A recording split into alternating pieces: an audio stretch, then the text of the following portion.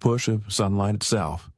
Light is made of particles called photons, and photons carry momentum, meaning they can transfer a tiny shove when they hit or bounce off a surface.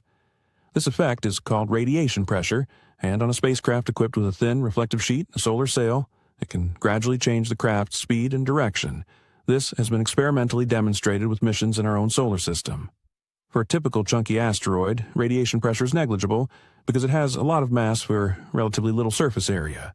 But if an object is extremely light for its size, more like a sheet than a solid rock, and the same sunlight can noticeably alter its path over millions of kilometers.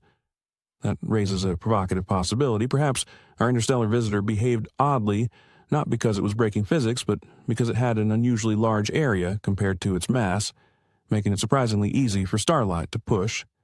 But how can we talk about shapes, spins, and subtle forces when the object was never more than a pinprick of light in our telescopes? Astronomers never saw a resolved image. Every artist's drawing of a long cigar or a flat pancake is an illustration, not a photograph. What we actually measure is brightness as a function of time, a record called a light curve. As the object tumbles, different amounts of its surface face us, so the reflected sunlight rises and falls in a repeating pattern. For this particular visitor, the brightness changed by a large factor.